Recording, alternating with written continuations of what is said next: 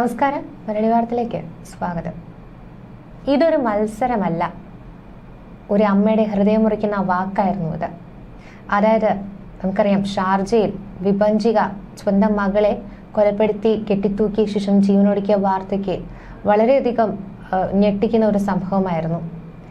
ഇപ്പോൾ ഏറ്റവും ഒടുവിലായി സംസ്കാര ചടങ്ങുകൾക്ക് വേണ്ടിയിട്ട് ഈ ഒരു കുടുംബം, അതായത് നാട്ടിലെത്തിച്ച് മൃതദേഹങ്ങൾ സംസ്കരിക്കണമെന്നൊക്കെയുള്ള കുറച്ച് കാര്യങ്ങളൊക്കെ അവർ ആവശ്യപ്പെട്ടിരുന്നു. ഇതേ തുടർന്ന് ഹൈക്കോടതിയിലും ഇവർ ഹർജി സമർപ്പിച്ചിരുന്നു. പക്ഷേ എന്ത് പറയാനായി, എല്ലാത്തിനും ഒരു തിരിച്ചടിയായിരുന്നു. തീർച്ചയായിട്ടും ഈ കുഞ്ഞിനെ സംസ്കരിക്കാനുള്ള അവകാശം കുഞ്ഞിന്റെ അച്ഛനാണ് എന്ന് പറഞ്ഞുകൊണ്ടുള്ള ഒരു ഉത്തരവാണ് ഹൈക്കോടതിയിൽ നിന്ന് ഉണ്ടായത്.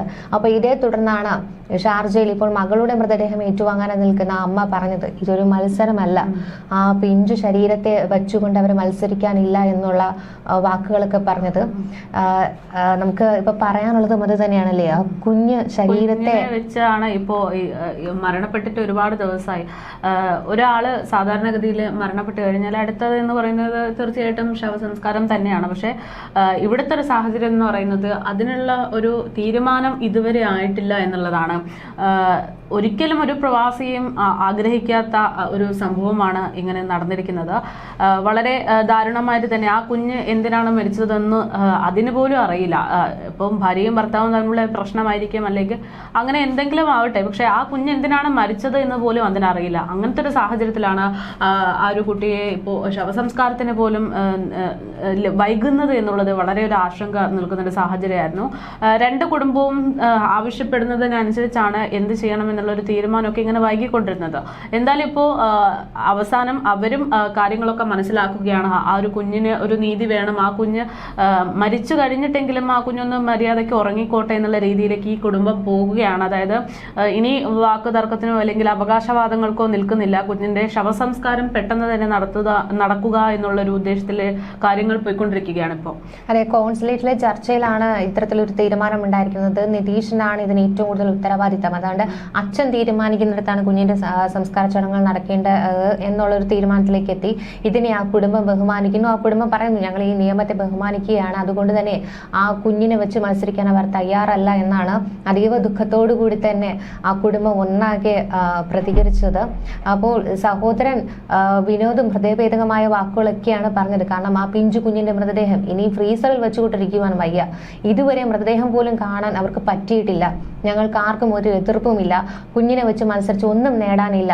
അച്ഛന്റെ എല്ലാ അവകാശങ്ങളും മാനിക്കുന്നു. പിന്തുണച്ച എല്ലാവർക്കും അവർ നന്ദിയും അറിയിക്കുന്നുണ്ട്. കാരണം ആ കുടുംബം കഴിഞ്ഞ ദിവസം നമുക്കറിയാം, ഹൈക്കോടതിയിൽ ഈ പറയുന്ന ശൈലജയുടെ മാതൃ സഹോദരി ഒരു ഹർജി സമർപ്പിച്ചിരുന്നു. അതായത് വിഭജിക്കയുടെയും കുഞ്ഞിന്റെ മൃതദേഹം നാട്ടിലെത്തിച്ച് സംസ്കരിക്കണം. കാരണം ഇത് നടന്നത് ഒരു കൊലപാതകമാണെന്ന് അവർക്ക് സംശയമുണ്ട്. അതായത് ഈ മരിക്കുന്നതിന് മുന്നേയായി കുറച്ച് അധികം കാര്യങ്ങൾ വിഭജിക കുടുംബത്തോട് പങ്കുവച്ചിരുന്നു. താൻ പീഡനത്തിന് ഇരയായിട്ടുണ്ട്, ഗാർഹിക പീഡനം, ശാരീരികമായ പ്രശ്നങ്ങളൊക്കെ ഉണ്ട്, നേരിടുകയാണ് എന്ന തരത്തിലൊക്കെ പല കാര്യങ്ങളും പറഞ്ഞിരുന്നു. കൂടാതെ 40 പവനോളം സ്വർണം ഒന്നും പറയാതെ തന്നെ ഈ നിതീഷ് അവിടെ നിന്നും എടുത്തുകൊണ്ടു പോകുന്നു എന്ന തരത്തിലൊക്കെ പല ദുഃഖങ്ങളും പങ്കുവച്ചിരുന്നു. ഇതിന് മാത്രമല്ല, ഈ കുഞ്ഞിന്റെ കാര്യത്തിലേക്ക് വരുമ്പോൾ അവർക്ക് ഒരു വൈകാരികമായിട്ടുള്ള ഒരു കാര്യം കൂടെ ഉണ്ട്. അതായത് കുഞ്ഞിനെ ഒന്ന് അവസാനമായിട്ടൊന്ന് കാണണം എന്നുള്ളത് പല പ്രവാസി കുടുംബങ്ങളും ഇങ്ങനെ തന്നെയാണ്. അതായത് വീട്ടിലേക്ക് വരുന്നത് വളരെ അപൂർവമായിട്ടാണ്. അതുപോലെ തന്നെയാണ് ഈ കുഞ്ഞിനെയും ഇവർക്ക് അധികം താലോലിക്കാനോ അങ്ങനെയൊന്നും പറ്റിയിട്ടില്ല. അപ്പോൾ ഇങ്ങനത്തെ ഒരു സാഹചര്യത്തിൽ ആ കുഞ്ഞ് മരിക്കുമ്പോൾ ഇനി അവസാനമായിട്ട് ആ കുഞ്ഞിനെ ഒരു നോക്കെങ്കിലും കാണണം എന്നുള്ള ഒരു ആഗ്രഹത്തിന്റെ ഭാഗമായിട്ട് ഷാർജയിൽ തന്നെ ശവസംസ്കാരം നടത്തരുത് എന്നുള്ളൊരു ആവശ്യമൊക്കെ ഇവർ ഉന്നയിച്ചത്.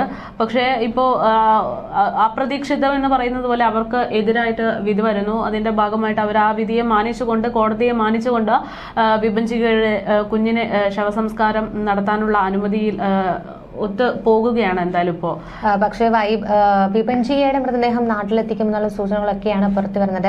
ഈ കുടുംബം പ്രധാനമായും പറയുന്നത് ഇതൊരു കൊലപാതകമാണ്. അവിടെ പോസ്റ്റ്മോർട്ടത്തിൽ ചിലപ്പോൾ ഇവർ നല്ല ക്യാഷ് ടീം ആയതുകൊണ്ട് തന്നെ തിരിമറി നടക്കാൻ സാധ്യതയുണ്ടെന്ന് അവർക്ക് സംശയമുണ്ട്. അത് കാരണം നാട്ടിലെത്തിച്ച് റീപോസ്റ്റ്മോർട്ടം ചെയ്യണം എന്നുള്ളൊരു സജഷനൊക്കെ ആ കുടുംബം മുന്നിൽ വച്ചിരുന്നു. ഇതിനിടയിലാണ് ഇത്തരത്തിൽ കോടതി വിധി വരുന്നത്. എന്തിനാണ് നാട്ടിൽ കൊണ്ടുപോയി കുഞ്ഞിന്റെ സംസ്കാരം നടത്തേണ്ടത്? പിതാവ് ഇവിടെ തന്നെയല്ലേ ഉള്ളത്. അപ്പോൾ ഇവിടെ തന്നെ, അതായത് ദുബായിൽ തന്നെ സംസ്കാര ചടങ്ങുകളൊക്കെ നടത്താം, അതൊരു കുട്ടിയല്ലേ എന്നൊക്കെ തരത്തിലൊക്കെ വരുന്നു. അവസാനം ഈ കോടതി വിധിയെ മാനിച്ചുകൊണ്ട് അവർ ശരി അവിടെ തന്നെ നടത്താമെന്നൊക്കെ പറയുന്നത്. അപ്പോൾ ഈ നിതീഷ് എന്ന് പറയുന്നത് അതീവ വൈകൃത സ്വഭാവമുള്ള ഒരു വ്യക്തിയാണെന്ന തരത്തിലൊക്കെ അതെ, അതായത് മറ്റൊരു കാമുകിയെ ഒപ്പം കിടത്തി, അതായത് ഭാര്യയ്ക്കൊപ്പം തന്നെ മറ്റൊരു കാമുകിയെ ഒപ്പം കിടത്തിക്കൊണ്ട് തന്നെ ലൈംഗിക വൈകൃതങ്ങളൊക്കെ കാണിക്കുന്ന വ്യക്തിയാണ്. അത് മാത്രമല്ല പല വീഡിയോകളും കണ്ടുകൊണ്ട് അത്തരത്തിൽ വിഭജിക്കുകയും ചെയ്യണമെന്നൊക്കെ പറഞ്ഞുകൊണ്ട് നിർബന്ധിക്കുക, ഉപദ്രവിക്കുക, അത്തരത്തിൽ പല വൈകൃതങ്ങളും ഉണ്ടായിരുന്നു. കൂടാതെ പെണ്ണുങ്ങളുടെ അടിവസ്ത്രം പോലും ധരിച്ചുകൊണ്ടുള്ള വീഡിയോകളൊക്കെ സോഷ്യൽ മീഡിയയിൽ വിഭജിക്കയിട്ട് അവസാനമായി പങ്കുവയ്ക്കുന്നുണ്ട്. ഇതാണ് നിതീഷിന്റെ യഥാർത്ഥ മുഖമെന്ന തരത്തിലൊക്കെ പല കുറിപ്പുകളും പല ഫോട്ടോകളും ഒക്കെ പങ്കുവെക്കുകയായിരുന്നു. പക്ഷേ വിഭജികയെയും കുഞ്ഞിനെയും, അതായത് ഇവരൊരു ഫ്ലാറ്റിലായിരുന്നു, ഈ ഫ്ലാറ്റിൽ ഇവർ തമ്മിൽ പ്രശ്നമുണ്ടാകുന്നു. തുടർന്ന് നിതീഷ് ഈ ഫ്ലാറ്റിൽ നിന്ന് പോകുന്നു. 3-ാമത്തെ ദിവസമാണ് ഇവരെ മരിച്ച നിലയിൽ കണ്ടെത്തിയത്. അപ്പൊ ഇവരുടെ വീട്ടുജോലിക്കാരി വീട്ടിൽ വരുമ്പോൾ കതവ് തുറക്കാത്തതിനെ തുടർന്നാണ് ഈ നിതീഷിനെ വിളിക്കുന്നത്. നിതീഷ് വരുമ്പോൾ ഇവർ രണ്ടുപേരും തൂങ്ങി മരിച്ച നിലയിൽ കണ്ടെത്തുന്നു. പക്ഷേ ആദ്യം ഈ നിതീഷ് ചെയ്യുന്നതെന്ന് വെച്ച് കഴിഞ്ഞാൽ ആദ്യമേ തന്നെ ഈ വിഭജികയുടെ മൊബൈൽ ഫോൺ കൈക്കലാക്കുകയായിരുന്നു. അതിനുശേഷം ഇത്തരത്തിൽ ഇവർ ആത്മഹത്യാ കുറിപ്പ് സോഷ്യൽ മീഡിയ പങ്കുവച്ചിട്ടാണ് ആത്മഹത്യ ചെയ്തത്. അത്തരത്തിലുള്ള എല്ലാ തെളിവുകളും നശിപ്പിച്ചതിന് ശേഷമാണ് ഇയാൾ അവിടെ നിന്ന് പോയെന്നുള്ളതാണ്.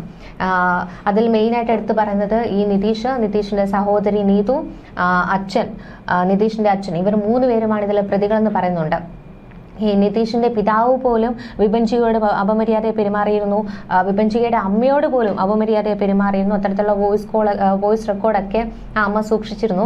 മകളുടെ നല്ലൊരു ജീവിതം കൊതിച്ചുകൊണ്ട് മാത്രമാണ് ആ അമ്മ ഈ വിവരം പുറത്ത് പറയാതിരുന്നത്. പക്ഷേ എന്ത് പറയാനാണ്, എല്ലാ തരത്തിലും ഒരു 4.5 വർഷം കൊണ്ട് എല്ലാ പീഡനങ്ങളും ഏറ്റുവാങ്ങിയാണ് ആ മകൾ ഏറ്റവും ഒടുവിൽ ആത്മഹത്യ ചെയ്തതെന്ന് വേണം നമുക്ക് പറയാൻ വേണ്ടിയിട്ടുള്ളത്. തീർച്ചയായിട്ടും ഇപ്പം വിഭജിക എന്ന് പറയുന്നത് ഒരു സ്ത്രീയാണ്. നമ്മൾ മലയാളി ആയതുകൊണ്ട് മാത്രമാണ് ഇപ്പോൾ ഈ ഒരു വിഷയം ചൂടോടെ മാധ്യമങ്ങളൊക്കെ ചർച്ച ചെയ്യുന്നതല്ലേ.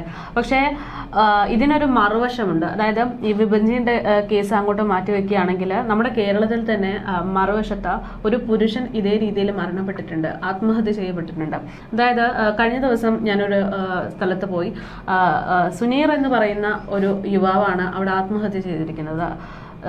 ഒരു കണക്കിന് നോക്കുകയാണെങ്കിൽ ഇത് വിഭജിക്കയ്ക്ക് എന്താണോ സംഭവിച്ചത് അത് തന്നെയാണ് ഈ സുനീറിനും സംഭവിച്ചിട്ടുള്ളത്. അതായത് ഇവര് 2 വർഷത്തോളം പ്രണയിച്ചതിന് ശേഷമാണ് സുനീറിന്റെ വിവാഹം. കഴിഞ്ഞ 6 മാസങ്ങൾക്ക് മുമ്പാണ് കഴിയുന്നത്. അപ്പം വിവാഹം കഴിഞ്ഞ 6 മാസം, അതിന്റെ 3 മാസം ആവുമ്പോഴേക്കും ഇവര് തമ്മിലുള്ള പ്രശ്നങ്ങളൊക്കെ തുടങ്ങി. പിന്നീട് ഈ ഭാര്യ, അതായത് ഈ സുനീർ പ്രണയിച്ച് വിവാഹം കഴിച്ച ഭാര്യ സുനീറിനെ വേണ്ടാതെ തല്ലാൻ തുടങ്ങി. ഈ പെൺകുട്ടിക്ക് കുറെ ആൺസുഹൃത്തുക്കൾ ഉണ്ടായിരുന്നു എന്നൊക്കെയാണ് പറയുന്നത്. അതിൽ ഏതോ ഒരു ചാറ്റ് സുനീർ കണ്ടിരുന്നു. അതുപോലെ തന്നെ ഈ സുനീറിന്റെ അമ്മ ഈ കുട്ടി പഠിക്കുന്ന ഒരു കുട്ടിയാണ്, 19 വയസ്സ് തന്നെ ഉള്ളൂ.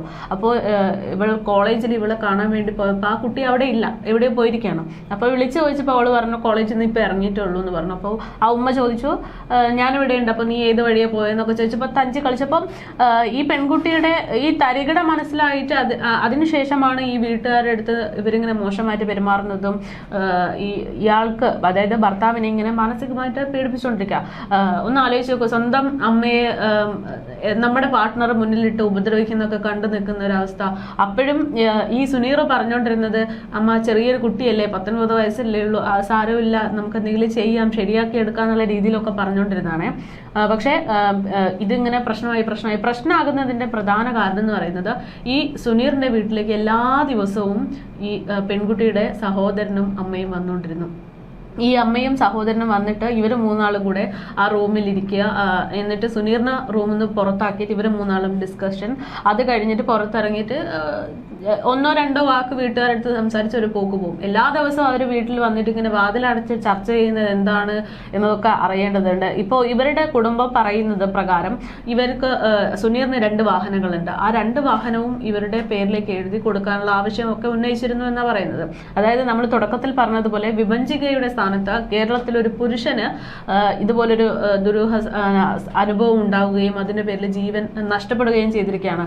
പക്ഷേ പല മാധ്യമങ്ങളും ഈ ഒരു വാർത്ത അറിഞ്ഞിട്ട് പോലും ഇല്ല എന്നുള്ളതാണ്. അപ്പോൾ രണ്ട് കൂട്ടർക്ക്, അതായത് ആണിനും പെണ്ണിനും വ്യത്യസ്തമായിട്ടുള്ള നീതിയാണ് നമ്മുടെ നാട്ടിൽ നടന്നുകൊണ്ടിരിക്കുന്നത് എന്നുള്ളൊരു കാര്യം കൂടെ ഈ ഒരു വിഷയത്തിലുണ്ട്. വിഭജികയ്ക്ക് വേണ്ടിയും വിഭജികയുടെ കുഞ്ഞിന് വേണ്ടിയൊക്കെ നമ്മൾ സംസാരിച്ചുകൊണ്ടിരിക്കുമ്പോഴും നമ്മുടെ തൊട്ട് അടുത്തുള്ള ഒരു വിഷയമാണിത്. പക്ഷെ ഇതിനെക്കുറിച്ച് ആരും അറിയാത്തത് എന്താന്നുള്ളൊരു ചോദ്യം കൂടെ ഇവിടെ അവശേഷിക്കുന്നുണ്ട്. ഇത് കൊല്ലത്തല്ലേ റിപ്പോർട്ട് ചെയ്തത്? കൊല്ലത്തല്ല, തിരുവനന്തപുരത്ത് തന്നെ. തിരുവനന്തപുരത്ത് കഴക്കൂട്ടത്തിന് അടുത്തായിട്ട് വരും ഒരു സ്ഥലം. കറക്റ്റ് എനിക്ക് പേര് ഓർമ്മയില്ല. പക്ഷെ കഴക്കൂട്ടത്തിനടുത്ത് ഒരു 5 മിനിറ്റ് ദൂരമേ ഉള്ളൂ.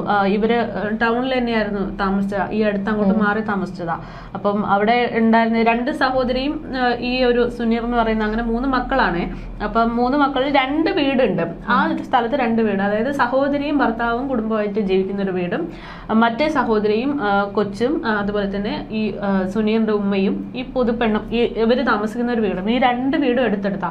കല്യാണം കഴിയുന്നതിന് മുമ്പ് വരെ സുനീർ എപ്പോഴും ആ ഒരു ഇത്തായുടെ വീട്ടിൽ പോകുന്നു, ഫുഡ് കഴിക്കുന്നു, അളിയനടുത്ത് സംസാരിക്കുന്നു, അങ്ങനത്തെ ഒരു സാഹചര്യമായിരുന്നു. പക്ഷെ കല്യാണം കഴിഞ്ഞതിന് ശേഷം സ്വാഭാവികമായിട്ടെന്ന് പറയാൻ പാടില്ല ഒരിക്കലും, അസ്വാഭാവികമായിട്ട് ഈ സുനീർ ആ വീട്ടിലേക്ക് പോകുന്നത് നിർത്തുന്നു, അവരുടെ ആരടുത്തും സംസാരിക്കാതെയാകുന്നു. അത് മാത്രമല്ല, ഈ സഹോദരിക്ക് 2 മക്കളുണ്ട്. ആ മക്കളോട് പോലും സംസാരിക്കാനുള്ള ഒരു സ്വാതന്ത്ര്യം സുനീറിന് ഇല്ലാതായി മാറുന്നുണ്ട്. ഇതൊക്കെ ഇയാൾ സാക്രിഫൈസ് ചെയ്തത് ഈ ഒരു പെൺകുട്ടിക്ക് വേണ്ടിയായിരുന്നു എന്നുള്ളതാണ്. പക്ഷെ ഇവർക്ക് എന്താ പറയേണ്ടത്, 2 വർഷം പ്രണയിച്ചു എന്നതൊക്കെ അവരൊരു നിമിഷം കൊണ്ട് മറന്നു. അവർക്ക് പിന്നീട് സ്വത്തിന് വേണ്ടിയിട്ടുള്ള ഒരു ലക്ഷ്യമായി മാറി എന്നുള്ളതാണ്. ഈ സംഭവം കഴിഞ്ഞ് ആത്മഹത്യയൊക്കെ ചെയ്ത് 2-3 ദിവസത്തേക്കും കഴിഞ്ഞപ്പം ഈ പറയുന്ന പെൺകുട്ടി, അതായത് സുനീറിന്റെ ഭാര്യയായിരുന്ന പെൺകുട്ടി, കോളേജിൽ എന്തോ ആഘോഷത്തിന്റെ പേരിൽ കേക്ക് മുറിച്ച് ആഘോഷിക്കുന്ന വീഡിയോ ഒക്കെയാണ് പിന്നെ ഇവരെ സുഹൃത്തുക്കൾ കാണുന്നത്. അപ്പൊ ഒന്ന് ആലോചിച്ച് നോക്കുക, സ്വന്തം ഭർത്താവ് തന്റെ കാരണം കൊണ്ടാണ് മരണപ്പെട്ടത് എന്ന് അറിഞ്ഞിട്ട് പോലും എന്ത് ധൈര്യത്തിൽ ആ ഒരു പെൺകുട്ടി നമ്മുടെ നാട്ടിലിറങ്ങി നടക്കുന്നതെന്ന്.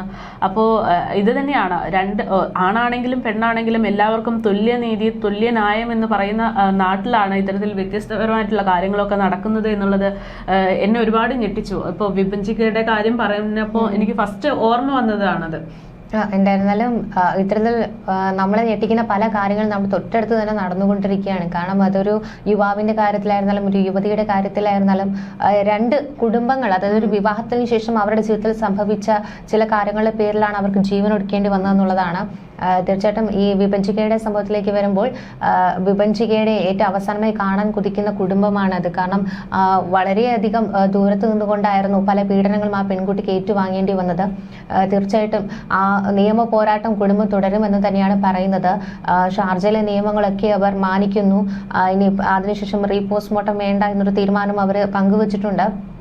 പക്ഷെ എങ്കിൽ പോലും ഇത്തരത്തിൽ പല സുനീർ അല്ലെ, സുനീറിനെ പോലെയും വിഭജികയെ പോലെയും ഒരുപാട് പേർ ഇപ്പോഴും കുടുംബത്തിനുള്ളിൽ തന്നെ ഇത്തരത്തിലുള്ള പീഡനങ്ങൾ ഏറ്റുവാങ്ങിക്കൊണ്ടിരിക്കുകയാണ്. ഒരു ആത്മഹത്യ എന്നുള്ളൊരു തീരുമാനത്തിലേക്ക് തള്ളി വീഴുന്ന തരത്തിൽ തന്നെയാണ് പലരും പ്രവർത്തിക്കുന്നത് തന്നെ. കാരണം അവർ ലക്ഷ്യമിടുന്നതൊക്കെ അവരുടെ സ്വത്തും സമ്പാദ്യവും ഒക്കെ തന്നെയാണ്. ഒരിക്കലും സന്തോഷത്തോടു കൂടിയുള്ള ഒരു കുടുംബജീവിതമല്ല. പുറമേക്ക് മോടികളൊക്കെ ഉണ്ട് എങ്കിൽ പോലും കുടുംബത്തിനുള്ളിൽ നടക്കുന്നത് പലതും ചില ഒരു ആത്മഹത്യ നടക്കുമ്പോൾ മാത്രമാണ് നമ്മൾ അറിയുന്നത് പോലും. ഇനി ഇത്തരത്തിലുള്ള ദുരന്തങ്ങളൊന്നും ഉണ്ടാകാതിരിക്കട്ടെ എന്നാണ് നമുക്ക് പറയാൻ കഴിയുക.